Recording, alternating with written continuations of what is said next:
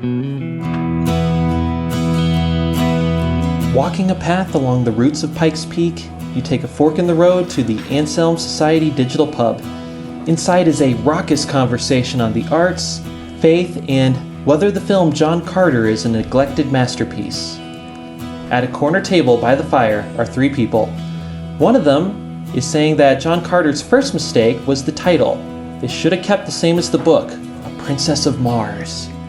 And that person's me, Matthew Mellema, and welcome to Believe to See, a podcast of the Anselm Society Arts Guild. Here at Believe to See, we explore the relationship between faith, art, and storytelling. Our goal is to help you connect the great story, the great stories, and our own stories in order to understand what it means to live with a Christian imagination. So, unless you've been living in a cave in the wilderness the past few weeks, or, you're Christina Brown, you know that UFOs and aliens are in the news. Again. So this time, the controversy focuses on a report in a technology website called The Debrief. Anyway, in that article, many apparently high-ranking U.S. intelligence officers report that our government is doing secret scientific research on crafts of extraterrestrial origin. Now, as much as I want to, I'm not here going to give my opinion on the matter, though if you want some articles that generally conform to my opinion, Ross Dowdett had a piece in the New York Times that kind of summarized what I'm thinking of it. But reports and stories of extraterrestrial visitors, regardless of that report, these stories are nothing new. It goes back at least to the 2nd century with a satirical work called True Histories by Lucian of Samosata. Other pre-modern stories of aliens come from, among other places, Japan's Tale of the Bamboo Cutter and even the 1001 Arabian Nights. Fast forward to 17th century Europe, and the question of life on other worlds was a really respected and very established talk among the intelligentsia. John Milton even raised the question in Paradise Lost. But the 19th and 20th centuries are when things really kick into high gear. In 1835, there was something called the famous Great Moon Hoax, where some dude claimed to have found evidence of intelligent life in the form of bat-winged creatures that are broadly humanoid. It's wild. You all should read it. They found these creatures on the moon by supposedly using a new and powerful telescope. Then, of course, there was H.G. Wells' 1898 novel War of the Worlds. That sort of set the stage for a lot of the later science fiction on the topic. And we, as a society, have been pretty obsessed with alien stories ever since. And it's these stories that I want to focus on. I have this theory that alien stories can be broken down into 3 general buckets, in that what bucket you choose says something about you and about the story you're trying to tell. But before we get into those topics, let's talk about why alien stories are compelling in general. And to do that, I want to bring in 2 of the biggest alien fans I know. Christina Brown and Evangeline Denmark. Is that so? Christina, tell us about your passion for aliens and how you totally knew what I was talking about when I suggested this topic. Oh, man. I said, I don't know that I can think of any except one. And then you said, you'll think of some when we get started. And then you started listing off 50 billion of them, and I said, that one. That one's good. I remember that one. So and in our group Slack, I pitched the idea as like, hey guys, since aliens have been in the news lately, let's talk about alien stories. And Christina responds, aliens? What? And Come on, man. That got me realizing me and Christina probably have very different social media feeds. And that's okay. Probably so. Other guest host here is Evangeline Denmark. How are you doing, Evangeline? How's your alien watching going? I am doing well. I guess I have neglected my alien watching. I think, I have never been a huge fan of aliens, and I think that can go back to my childhood. E.T. came out, I'm not sure, but right around then. I can't remember exactly what year. And my first name is Evangeline. My maiden name started with a T.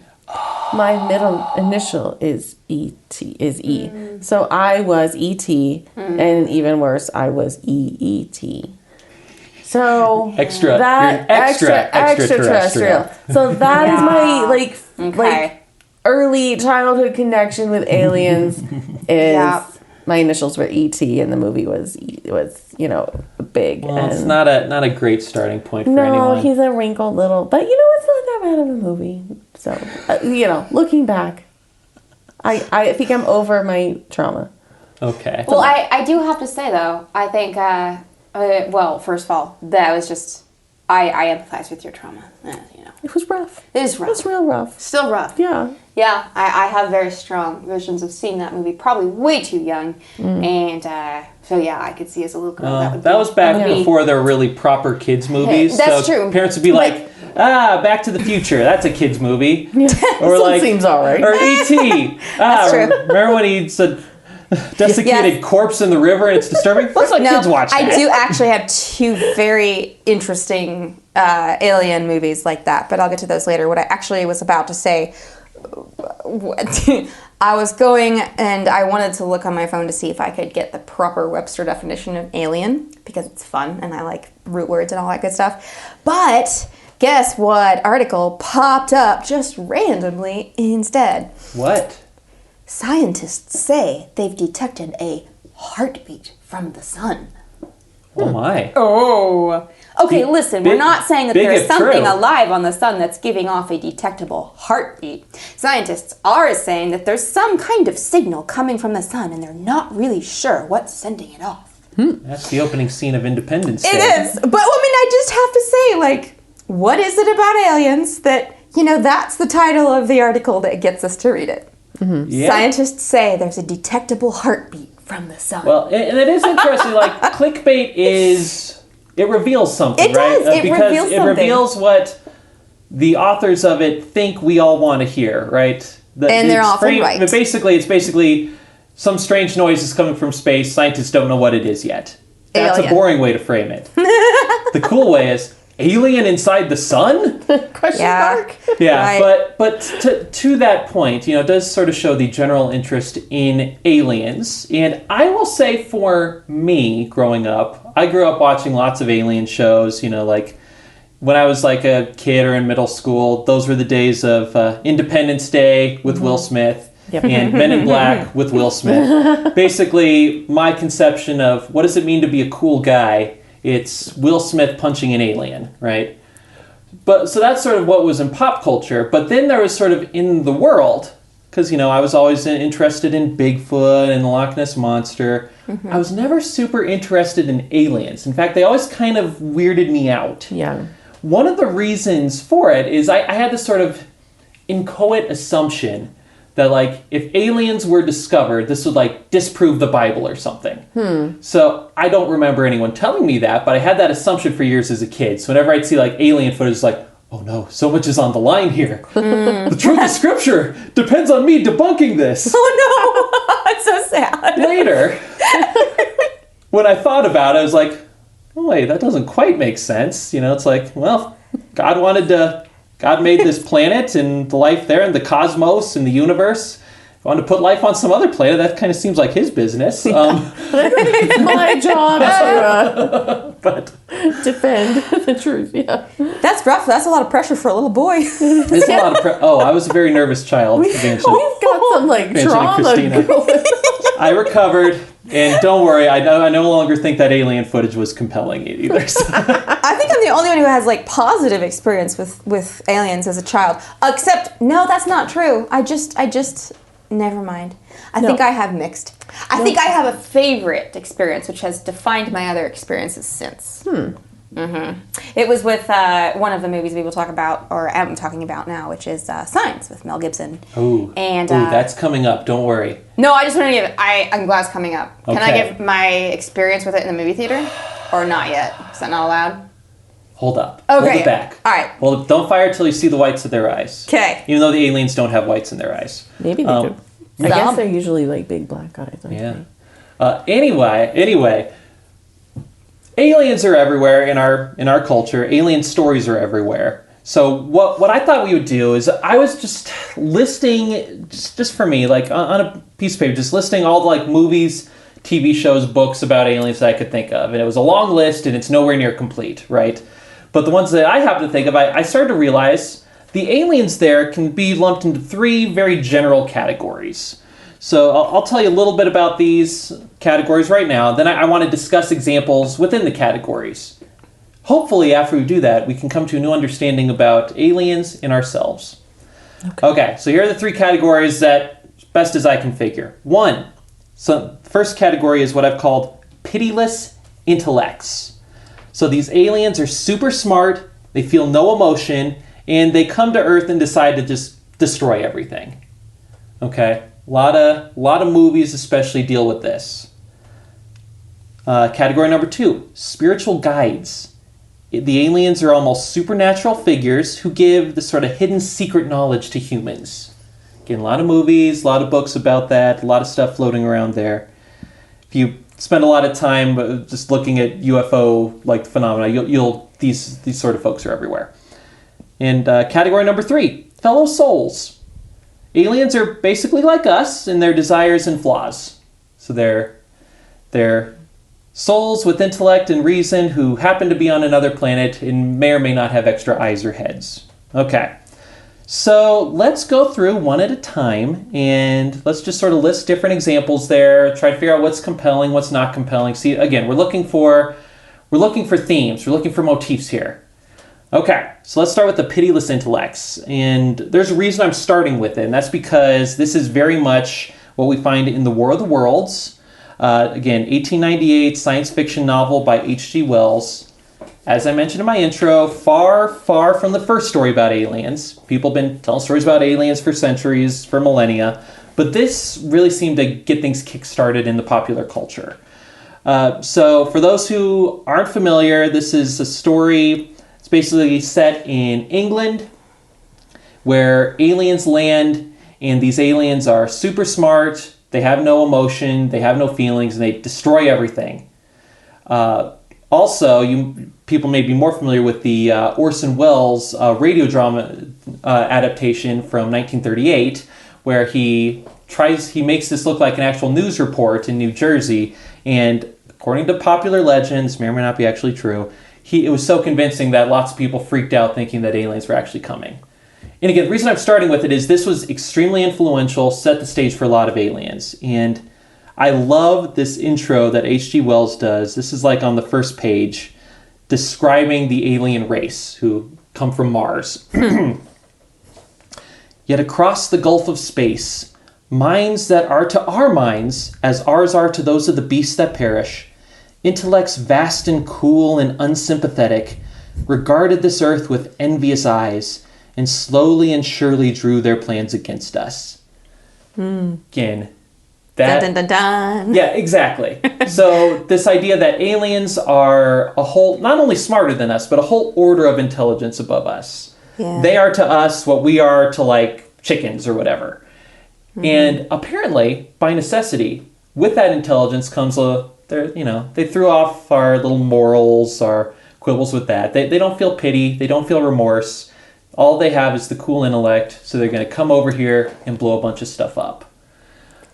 So what do you do with like Ender's Game and Independence Day? Would you say that those aliens, like, is they're like kind of built on an insect model? Mm-hmm. But of course they have tech that's far advanced, so that would put their intellect at higher than ours. And yet they seem their behavior is very insect-like. So where would you put that? And they're pitiless, but that swarm mentality just doesn't jive with that high intellect, framework. No, that's where do you put them? That's a good question. I have lots of thoughts on Independence Day, but I'm not super familiar with Ender's Game, so maybe you could describe how those aliens go. Very much like the aliens in Independence. They're insect-like. But there's like an ongoing war between humanity and these aliens. It's kind of like Independence Day. Yeah, so Independence Day, which I think I was telling Christina in the green room, I watch at least 2 times a day on every Independence Day. I love it so much. I thought you were say every day. What are you If doing only. with your life, If Matt? only I What are you could. doing with your life? That would mean I just succeeded. It's like, all right, I'm just going to watch Independence Day twice Twice a today day. like I did yesterday. I love that movie. But yeah, the aliens in there, I think it's also important that Independence Day is a quintessential blockbuster film, right? Mm-hmm. So it's not trying to be super profound. It's basically just trying to be stuff that we all go see. We eat our popcorn. We're like, oh, this is cool. Yeah. Those aliens, they arrive at Earth in the opening scene. They start blowing crap up. We don't know what's going on. We realize that their technology is way more advanced than ours. They have much bigger brains. And finally, in one really cool scene, they find Will Smith brings in a body because Will Smith punches an alien, brings the body to the lab because he's Will Smith. Yep. And the scientists are trying to cut open this alien. The alien comes to life. Awesome scene. And before being shot by all the military people, the president, wow, this is a really crazy movie. The president of the United States has a conversation with the alien. And the president's like, hey, can we learn from each other and have peace? Can there be peace between us? And the alien, using the body of a dead scientist as his vocal cords. This is my favorite movie. Says, peace, no peace. Then the president says, what is it that you want us to do? Die. And then through a psychic connection, oh my gosh, the alien transmits the alien's plans to the president of the United States. And the president reveals to everyone, he saw their plans. These aliens are like locusts, so insects, like you said, Evangeline. Yes. They go from planet to planet. They take all the resources and they go to the next planet. Right. So again, these aliens, basically, they're the same. They're the same aliens as from H.G. Wells. Sounds like the same ones from Ender's Game. Yeah, similar. They are cool, pitiless intellects that are super smart, have no remorse, and they will just wipe us out. Then why are they going from place to place, just destroying the? I'm sorry. That makes too much sense, right? You don't want a coherent argument here. I mean, and it is interesting too that there seems to be this conception that the super intelligent aliens have this very rigid hierarchy, right? So there's the queen bee alien, whatever, and everyone is in perfect lockstep with them, right? As if that is an implication of high intelligence. Yeah, which I don't think it is. Yeah, right? Yeah. I mean, certainly not from a Christian's perspective, but no one would accuse. I don't think anyone would accuse H.G. Wells of being a Christian. Yeah, I wasn't saying that. We're just talking about generals here. No, I actually think it's interesting because the more you're talking about, the more I'm realizing, wow. First of all, how much the idea of alien life has influenced society for thousands of years, but. I mean, you could go back and say myth in general, but I think we're probably going to be, I was thinking about, alien itself, it means other, and then, we all know, aliens can mean something different than extraterrestrial being, but I think for the purpose of this conversation, I think, you're talking more about, space extraterrestrials. Yes, of course. But all I'm saying is that I think when we consider these categories that you have already mentioned, Matt, we have to start thinking, okay, there are these 3 different categories.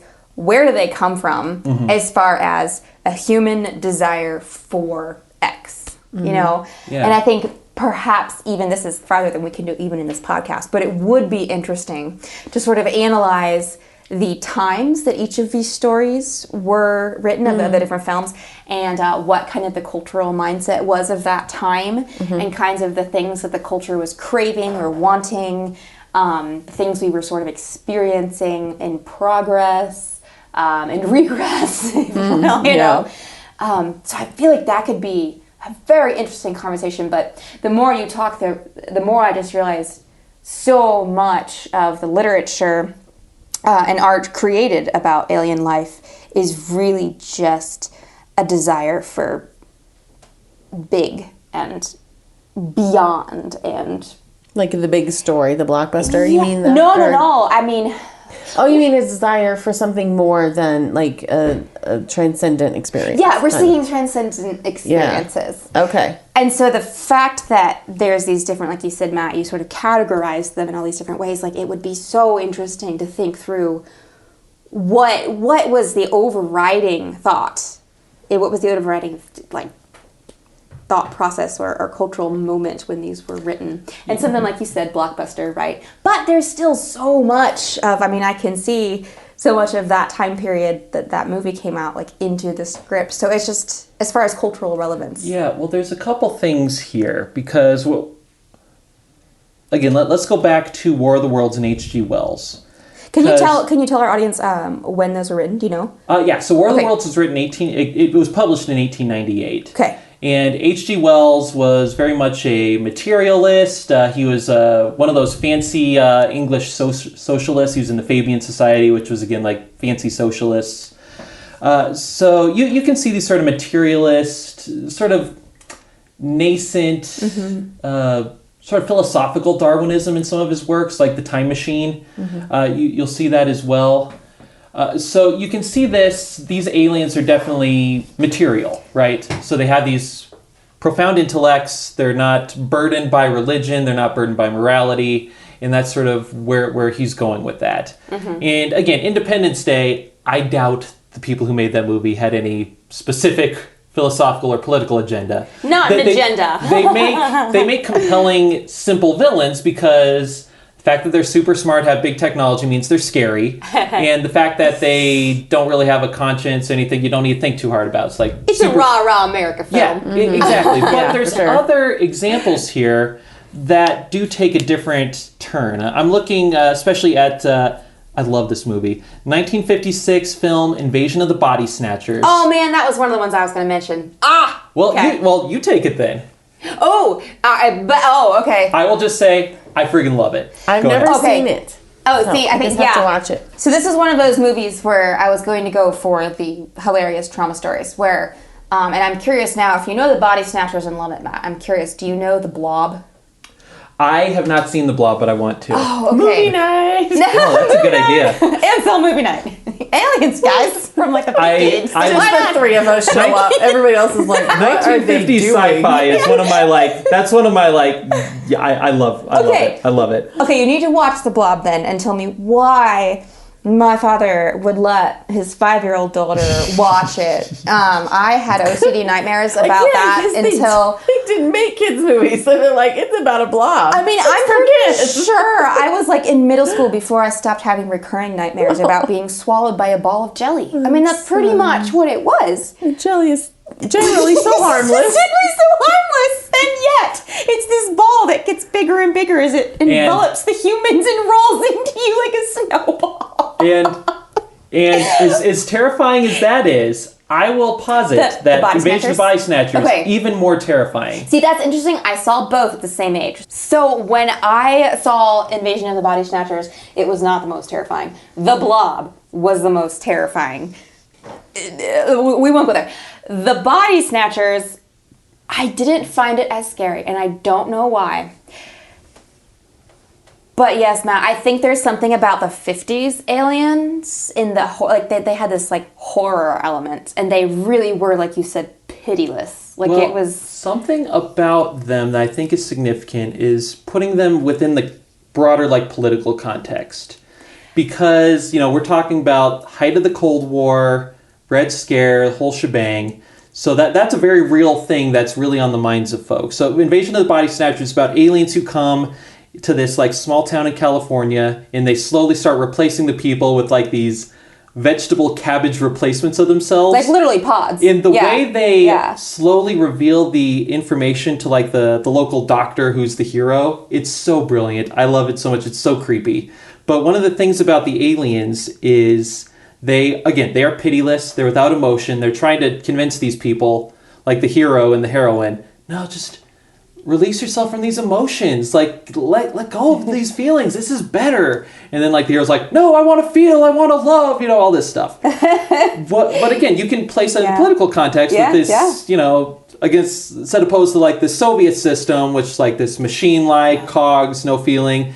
It's like we as Americans, we have our emotions, we have our feelings, you know, that it's that. And something related to it is, this is from the Golden Age Radio Theater.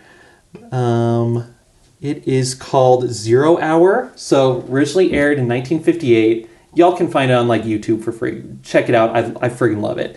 So basically the plot synopsis is they're in this like typical suburban neighborhood. And this is again the 50s, made in the 50s? In the 50s, okay. Yeah. So again, height of the Cold War stuff.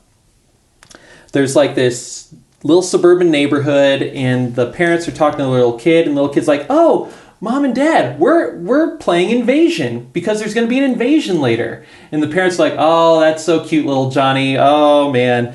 And then it's like keeps going. All the other kids are involved, and then they slowly realize, the parents do, wait, this something weird's going on here. Like the kid has this line. I think this is so creepy.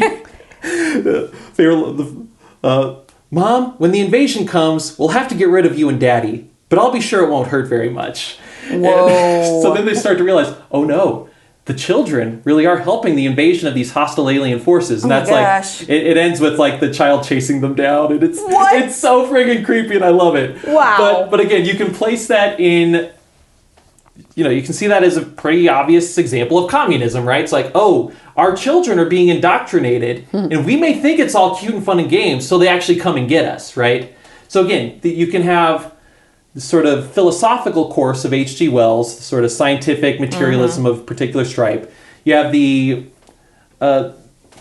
this sort of an analog to like communism, the Cold War that you see in the 1950s, but they ended up at the same place where these aliens are basically predators, killing machines. Killing machines. Yeah, I like that. Yeah. Speaking of killing machines, Predator. there's Predator. I said Predator was like, oh yeah. Oh yeah. All right. That was 70s? Predator was 1987. 80. Okay, 87. Yep. Okay. Evangeline, tell me how much you love Predator. I never watched the original. I did watch the one that they just brought out. Prey? Prey. Yes. Prey's really good. It was really good. Folks, it's on Hulu. Check it out. It's super good. It Yeah. takes place in it's like the Lakota people. I think so. And it's so good. It's fantastic. It's way better than the original in terms of like being a good movie. But so Predator, again, I'm gonna watch it now. Arnold Schwarzenegger and Carl Weathers. Yeah. They're both just these super cool, super buff mercenaries. And they go out into the jungle as like soldiers of fortune, and while they're there, they and their crew get hunted by an alien predator. And again, the alien is pitiless, remorseless. We find out he's basically just hunting these humans for sport. Again, his technology is way better than ours, and he just wants to kill because, you know, killing's cool, right? Mm-hmm. Even it's not a particularly sophisticated movie. Mm-hmm. It's a popcorn flick, just like Independence Day. It's just really well done, but that is pitiless and remorseless. It's interesting too. I mean, I agree. Can we go on to another level of? Not before I've talked about Alien. Oh, okay. This is one of my favorite movies in the world. I'm sorry. All right. Okay, 1979, Alien, Ridley Scott. Again, love this movie to pieces. It is a classic horror film. Folks are on a spaceship, an alien gets on and starts just friggin' murdering people, okay? And the thing about it is, so there's this conversation about the alien between the crew and this robot, this android. And I think the dialogue here is so interesting. So the android says about the alien, "You still don't know what you're dealing with, do you? It's a perfect organism. Its structural perfection is matched only by its hostility." One of the crew members says, "You admire it." The android, "I admire its purity, survival, unencumbered by conscience, remorse, or delusions of morality." Again, you could plug that right into the H.G. Wells story, right? Yeah. The idea that it's a perfect creature, and part of being perfect is unencumbered by all of our morality stuff. Yeah. Yep. So, are you ready to go to the next category? Or are you going to put science in this category, or are you going to put it in a different category? I was going to put it in the last one. Oh, interesting. I would have put it in this category. Really? We'll discuss it then. All okay. right. Any others we want to discuss in the pitiless killers? There's so many, but There's so many. I think we get the vibe. Okay. It's a pitiless killer. I mean... Very good. Very good. All right, so now let's go to the next one. So the next category is spiritual guides. And again, this is the sort where the aliens, almost supernatural entities, and they're sort of revealing hidden Gnostic wisdom to the lucky few who can interpret their signs. So I would actually argue strongly that the Star Trek of the 60s really leaned into this. Yeah, just to talk about that more. Well, I mean, I hesitate to do that because I'm not a Trekkie and there's so much I don't know. But there's so much about respecting other life forms and learning from it, and the whole.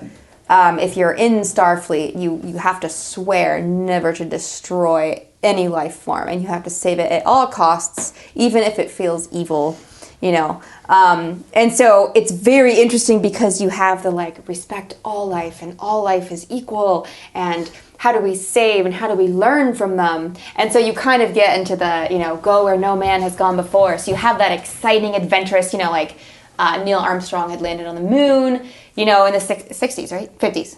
When did he land on the moon? 60s? Yeah. Oh, we went to the moon in 1969. 69. Okay. That's from an Even Stevens song. So I mean, you could go. I think the Russians did it before us, but fine. It's fine. Whoa, we made it to the moon first. Are you sure? I've heard it both ways. No. They made it into space first, but we made it to the moon first. All right. I've heard stories. But you tell me I don't read them, so just send me articles. You're like, Christina doesn't know anything about aliens. I would never say it in that voice. We're like, Christina doesn't know anything about aliens. She must have more of a, actual life than me. Okay, cool. Okay. She reads literature and goes to concerts. I'm moving on. But anyway, sort of the age of exploration, you have that whole jump, the man on the moon sort of thing. But yeah, it has that very different spiritual guides, right? Yeah.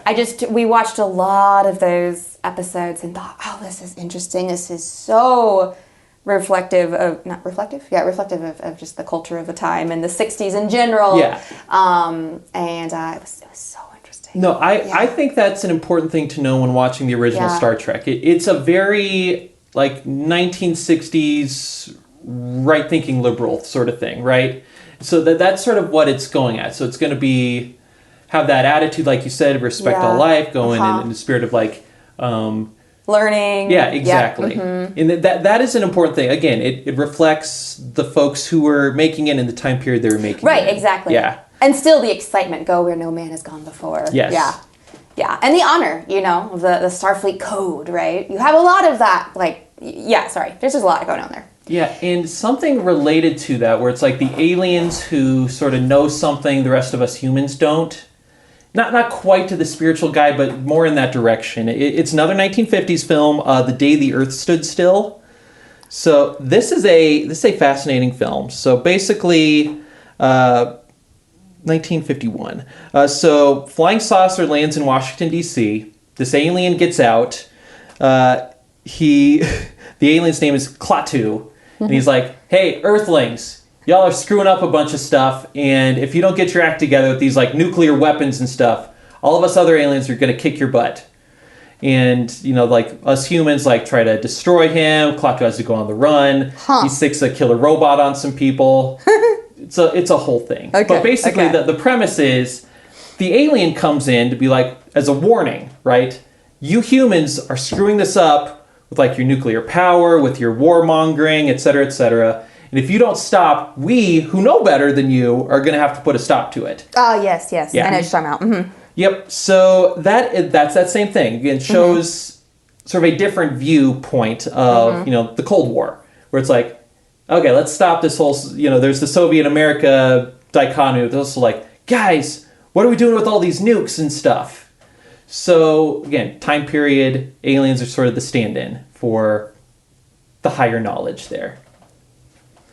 All right, so now let's get to more of the stuff that gets into sort of the quasi-spiritual stuff. And, again, I would direct readers to, if you just want the lay of the land with all the alien stuff, Ross Dowlett had a good article in New York Times. I think it was reposted in Salt Lake City Tribune, where he made this really interesting point where it's there's the UFO sightings are like spacecrafts that you see, right? So exactly what it sounds, unidentified flying objects.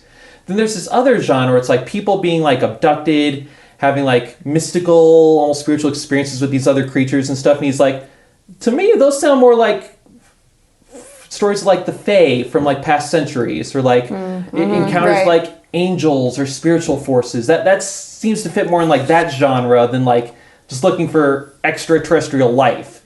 And I think that does. Like these are basically contemporary fairy stories in a sense, where there's these others, and some people get abducted into their world. They like, cross over to the other side. And I think that's interesting. We could have a whole nother conversation on why that's happening. But I do think a lot of folks who would have interpreted whatever happens to us like, oh, I must have been taken by a fae folk. It's like, oh, I was taken by an alien. Right. So I think a good example of this is Close Encounters of the Third Kind. So it's 1977, early Steven Spielberg. Richard Dreyfuss is the main dude. But in this film, a series of folks have like alien encounters. And then they start to have like visions. They start to become obsessed with like going to specific places, seeing specific mountain ranges. It's all done very, like there's definitely a mystical element here, right? There's something almost supernatural, where sometimes there's a fuzzy line with aliens. Would they say like, oh, is this something spiritual, supernatural? Or is it like the aliens are just so smart they can talk to our minds? It kind of toes the line. But eventually they come, Richard Dreyfuss goes and meets the aliens. The aliens are like ambassadors of peace and love, and they take Richard Dreyfuss away. So quintessential stuff of like spiritual guides. Something similar, not quite as heavy-handed, is this is actually a really great movie. I think it's on Hulu. The Vast of Night. Don't know Oh, it's so good. It's like it was only made a few years ago. It's like a throwback movie. It has like a 1950s feel to it, but it's like alien encounters in a small New Mexico town. Where again, it ends with like, I won't spoil the ending. Just go see it. But it's kind of in this genre. Okay. But yeah, Evangeline, any thoughts on aliens as like almost fae folk? Because you are kind of our fae legendary master here. Yeah. I don't know. Whenever I think of fairy stories and mythology, I always think about, as humans, what are we afraid of? What are we, what do our superstitions actually mean on a deeper level? And so I kind of just apply the same thing to aliens and, really to like any monster story. And I'm not saying all alien stories are monster stories, but the ones where they are scary or whatever.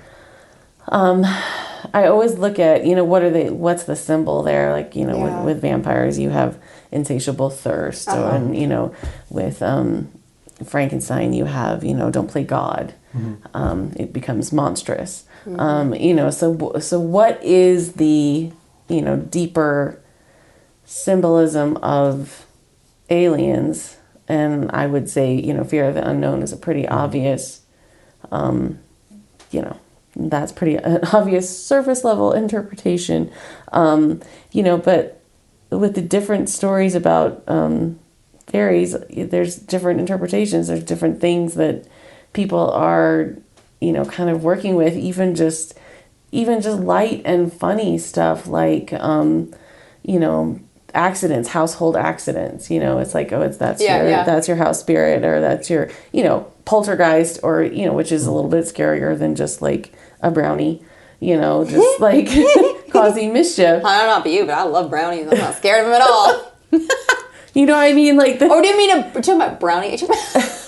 We're not talking about the dessert. In case that's what you were. I thought you were talking about the dessert for a second. Oh my brownies, gosh. They're like hubs. They're like Northern England, Scottish house spirit. I know They're kind of like Scottish leprechauns almost. Yeah. Can you tell it's getting late? I'm like, oh, brownies. Wait, I could go for a brownie. We were talking about household accidents. I was thinking, brownie falls in the ground. I don't know what I was thinking. Never that mind. would be a tragedy. But yeah, so like you're saying, Keep going. you could fit aliens into that whole You could, thing. you from the lighthearted, funny, E.T. or whatever, or the observation of humanity and look at the stupid things that they do, all the way to our deepest fears of the unknown. I would say that there's more though, not more. I'm sorry. There's also a huge in some of the newer alien stories, but just like a craving for the unknown. I think there's a lot of that too.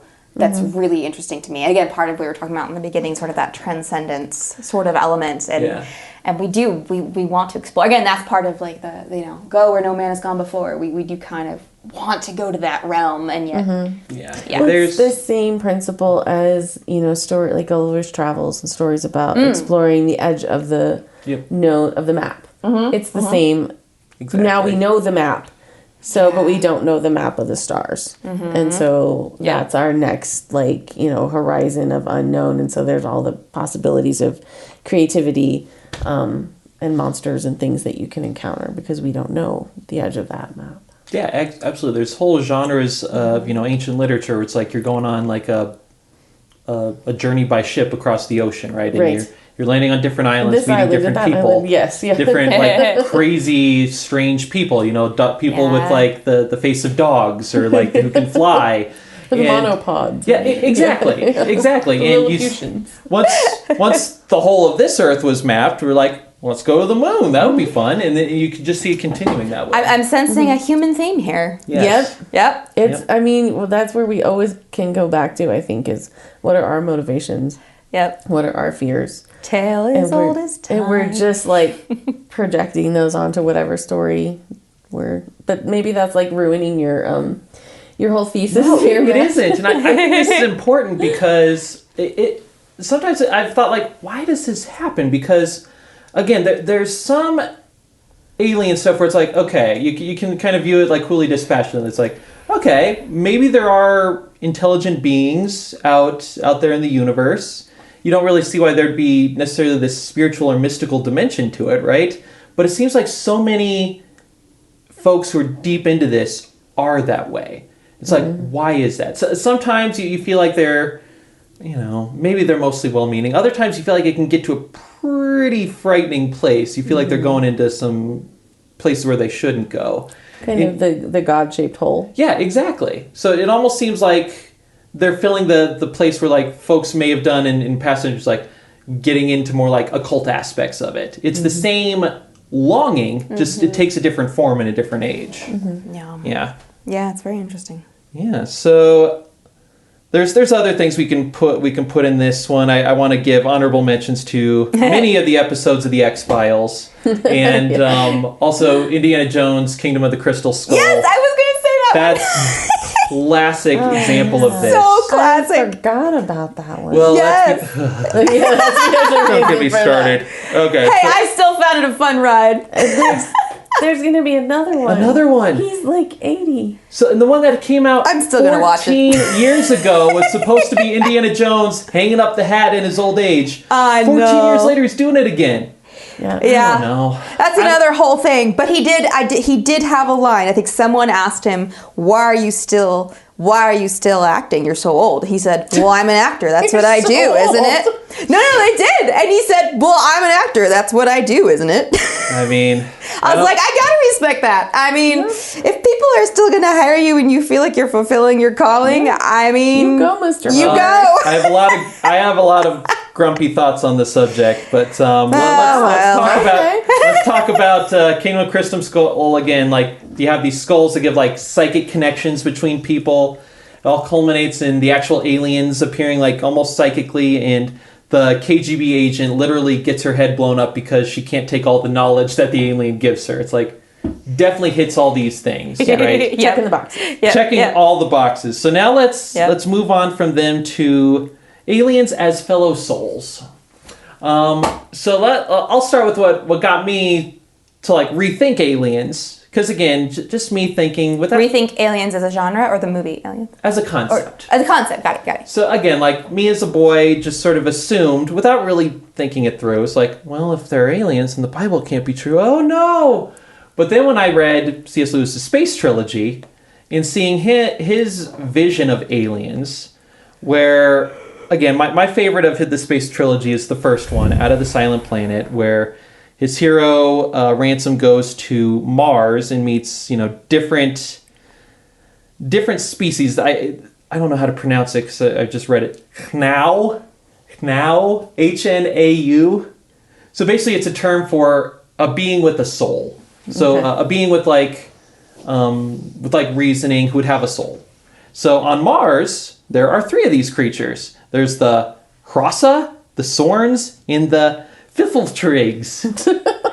And they're all different. They look different, but they're all beings with souls. And because Mars isn't following the way that Earth is in this conception, they live in harmony with each other. They're not trying to go to war with each other. They all appreciate each other. And they all look completely different. And they're like, oh, so you're a human from the silent planet Earth. You have a soul. We all do too. And it's like, oh. So and it's like, oh, these aliens believe in God. Oh. Again, these are obvious things. It's it just got me rethinking it. So yeah, in these, it's just sort of aliens as fellow creatures. Like brother alien, they have similar desires, oftentimes have similar flaws, and they can just be another creature endowed with a soul. Mm-hmm. Okay. Yeah.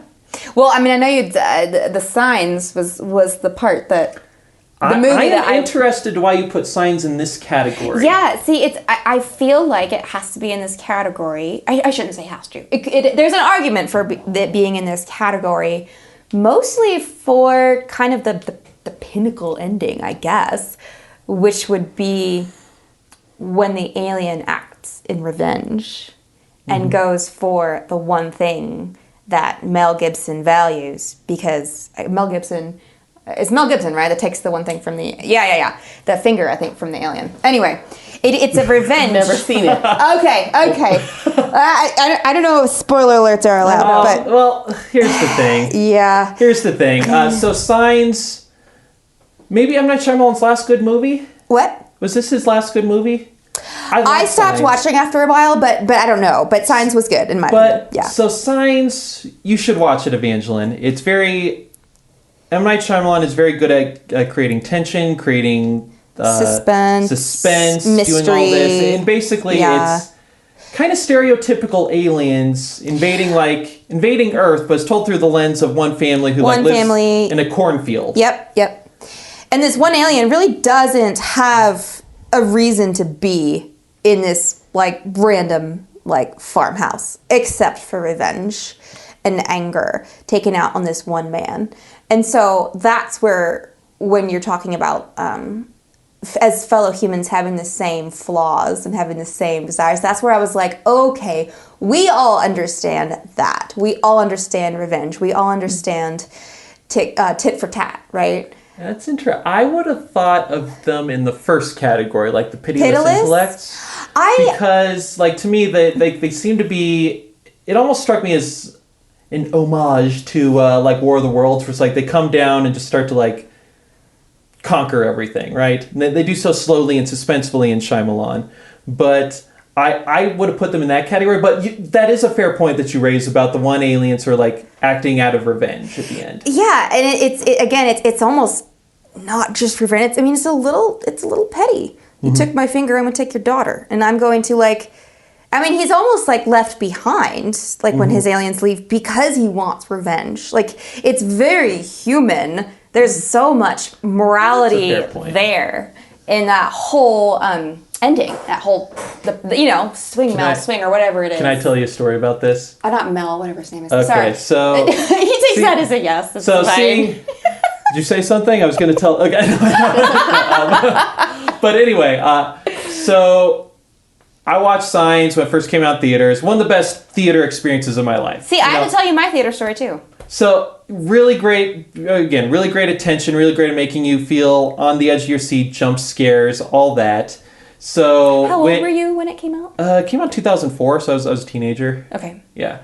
But, so later, the summer before me and Danielle started dating, so we were still just friends, she was staying with this family in town. So me and this other friend go, the family's she was staying with was like out of town. So she has this whole big house to herself. We all go and we find out, oh, Danielle, you've never watched Signs before? Well, of course, let's all watch it together. So then we watch this movie. Danielle gets super freaked out. Then me and the other friend are like, late at night, it's like midnight. It's like, well, see you later. And then we left. I was a very considerate friend. But anyway, Signs, again, there's some bleeding over in these categories. But Evangeline, you wanted to talk about the aliens from the Sparrow, right? Yes.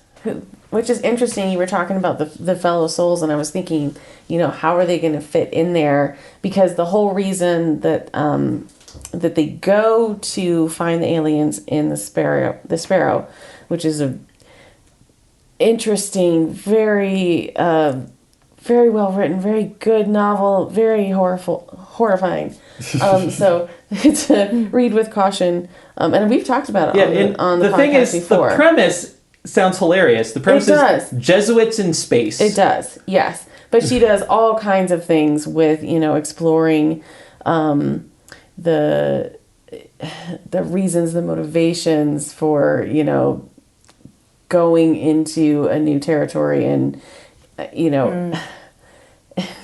conquering it for Christ. And I'm using air quotes. So it's about they find evidence of extraterrestrial life on another planet. So a bunch of Jesuits are like, they decide, let's go convert them. Exactly, which is, there's a lot there. There's a lot there. But there's two different branches of alien, and, it's kind of like, well, these, developed more with a pastoral, closer to animals, but they're the first ones that they encounter, and they do have enough. I mean, like, you might think an elevated ape, like there is a spark there. They have family units, they farm land, but they're simple. Okay. And those are the first ones that they encounter, and they spend time with them. And then they encounter these other ones who are the ones who made the music, which is how they found them. How they detected them on Earth, and they are what you would consider more humans. So you would think that they have consciousness, and they have maybe a soul. So it's just really interesting how she kind of juxtaposes those two developments, the two kind of branches of aliens on this world, and the ones with the consciousness turn out to be they have artistic capabilities, and they are merchants, and they are have society, and are horrifically cruel, and much more like humans than the other ones. So and it kind of leads to is this a practical line of theological inquiry? Maybe not, but it's like, I remember someone asked Pope Francis this, hey, if there's an alien here, would you baptize them? And Pope Francis yeah, sure. And then it became a whole thing. Pope Francis believes that. Yeah, the headline, and Francis okay, sure. The clickbait, right? Exactly. Yeah. But the sun is a heartbeat. I mean, that's the clickbait right Pope there. Francis would baptize an alien. But that leads to another book that I think is outstanding. It's by an author, Michael Flynn. It's called Eifelheim. Oh yeah, I've heard of that one. Yeah, it's so good. So it takes place in 1349 in what is today Germany, and basically aliens come to Earth then and interact with this small German town, and this priest who's really trained scholastic theologian. So it's seeing the interactions of these aliens who again have all the advanced technology you'd expect aliens to have, talking about the universe in terms of scholastic thought was really, really fascinating. And again, it dwells a lot on do they have souls? Some of the aliens convert to Christianity while they're there. And it's just a really fascinating premise that I think the author does a fantastic job on. And again, falls in the fellow souls thing. Fellow souls. Yeah, so let's go to E.T., Christina. Do you think E.T. is a fellow soul, spiritual guide, or just horror to young children? Oh, man. I would have to say I don't know that it has a one-fits-all category. Mm-hmm. I would definitely... I'd have to say both. Fellow Soul, because, I mean, I think the big thing, the turning point in E.T. is him, you know, them connecting and him saying, you know, E.T. phone home, you know, wanting to go home. Yeah. You know, I think that's a good argument. Him. That humanizes him. Even though he's a wrinkly little creature. Like the concept that E.T. and Elliot like feel what the other one feels. Yes. Yeah. Like you could, I was thinking about putting him in like the spiritual guy thing because of that, but I think you're probably right, Evangeline. It just shows like his humanness. Yep. Yes. I think you're right. And he likes Reese's Pieces. Mm-hmm. They're my That's favorite. very human. Yeah. Is that the real reason people called you EET? No, I okay. don't think so. It was just the initials. Just the initials. Yeah. I'm just trying to make you feel better. Yeah, that helped a little. Okay. Some Reese's Pieces would help even more. Just I wish I had because some. you like the delicious candy that we all like. Or brownies. We're all getting hungry. It's late. So, you know, a couple other ones we can... I want to give a quick shout out to for those interested. I'm looking especially at Martian Chronicles by Ray Bradbury. Again, sci-fi from the 1950s. That's my sweet spot. I was going to say, that's your sweet spot, But that talks about indigenous Martians as very human-like. They have special abilities that some humans don't have. But it's a series of short stories that got turned into a book, which I guess is something called a fixed-up novel or something like that. Which is weird. But anyway, so it's really interesting. Then, like, humans come to Mars and accidentally give the Martians, like, a disease that kills most of them. So again, very much, you can read lots of symbolism into that. But again, fellow souls. And another one is movie District 9 from 2009. It was made by a South African filmmaker. And for there, aliens come they stop right over Johannesburg, South Africa, but they're like alien refugees from some other planet. They're like starving to death, et cetera, et cetera. So they need to like live in like this refugee camp in South Africa. Really fascinating idea. Pretty good. It's a good movie. Okay, so couple there. Oh, go ahead. I thought of another one that I need to mention. What? I was going to ask where you would put Arrival, if you would put that in Spiritual Guides or in Fellow Souls. It's such a good movie. I think I would put it more in Spiritual Guides, but I think it does straddle the line. Yeah. Okay. Yeah, I think it does too. Okay, why do you think it does? Well, there is a human connection, but they have come to like impart knowledge. But it's just like because of their knowledge of the future, which I think more like, I mean, it is advanced, and you know, because they have this capability, but at the same time it's very human, because I don't want to ruin the their motivation for coming and sharing their knowledge is a vulnerability of theirs. Which I think makes them more along the lines of a fellow soul than a spiritual guide. No, that's a good point. And among the many things I like about that film is they really do a good job of showing how other an alien life form would be. The language. Oh my gosh. Yeah, so in their language and the way they communicate, and also just like their appearance, what they need to stay alive on Earth. So good. So good. I think that's a great movie. It is. Very well done. Yep. And another one, this gets a shout out more than anything, but Iron Giant. Oh, good movie. Such a good movie. Yes. And again, it's not a 1950s sci-fi. It's definitely in that spirit. Yeah, it is. Where again, it dwells on that thing about whether this like robot from Mars can have a soul, and it's very much it's so good. It's so good. So we're wrapping up now. I want to mention tangentially, unless there are any other. Okay. And I mean, I could talk about the movie Alien for another 2 hours if you want me to, but there's many movies to mention, but I think we've gotten a good base. I want to mention tangentially, there's like this subcategory where it's aliens coming to Earth for the purpose of commenting on human culture. These seem to be especially popular sitcom tropes. So there's like Mort and Mindy, My Favorite Martian, Alf. There's this show on Netflix, Three Below, that's pretty good, by Guillermo del Toro. And all of them, it's aliens coming to Earth for the purpose of commenting on human. It's like an outside observer commenting on human civilization. Is it like not Gandhi? Not, where are you going with Where this? is- I know. What? We know that it's not Gandhi. Yeah. Dang it! We also know that it is late. Dang it! It is late. I had it. It's okay. Keep going. Okay.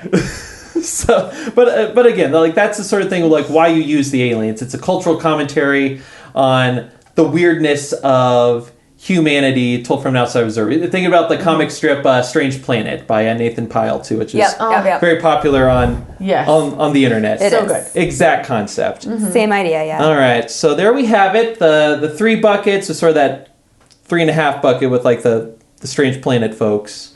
I'm guessing that genre will probably become more popular in the next few years too. Probably cycle round. Yeah. It's like It's been done. Like I'm thinking of, and I can't like think of a specific name, but like the alien that comes, like he falls to Earth, and he's like there's like a love story usually.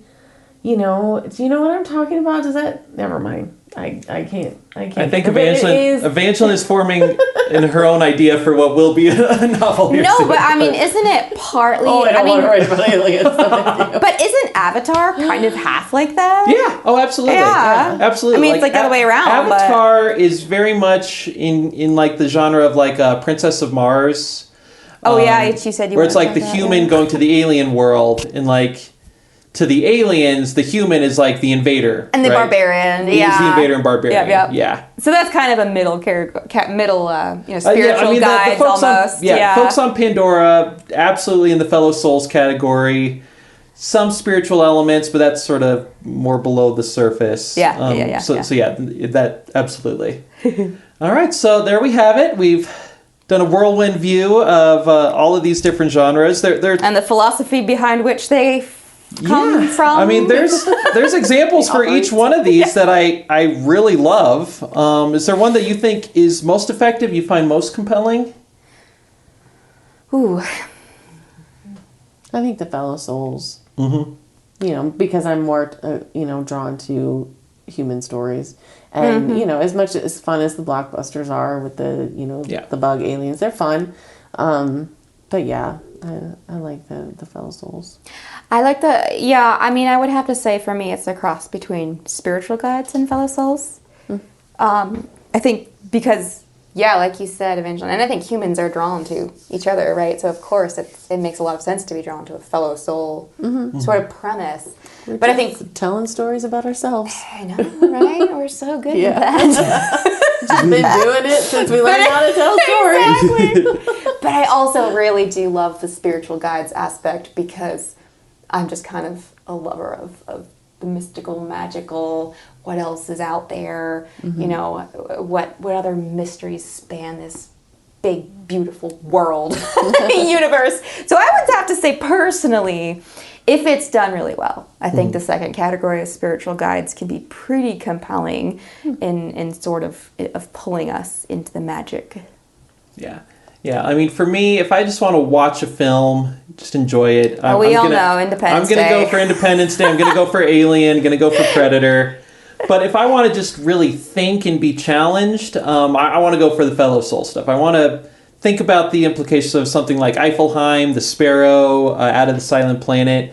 I think those are things worth reflecting on to sort of expand sort of lazy assumptions. Again, these assumptions that I had when I was a boy. It's like, well, if there's life on other planets, then what does that say about my faith? Well, Matt, think about it. What would that say about your faith? Maybe just let your brain expand a little bit. Let your God be bigger than you. Exactly. It's good for you, buddy. It's gonna be okay. All right. Well, there we have it. Thank you all for indulging me in all this alien talk. This is fun. And as the rest of you can probably tell, things are winding down at the Anselm Society Digital Pub. The fire's down to embers, the customers are trundling home, and you've polished off your final glass. Once again, Believe to See is a podcast of the Anselm Society Arts Guild. If you have maybe 18.2 seconds to spare right now, please rate and review the show on iTunes, Spotify, or wherever you get your podcasts. Thank you so much for listening, and we'll catch you next time.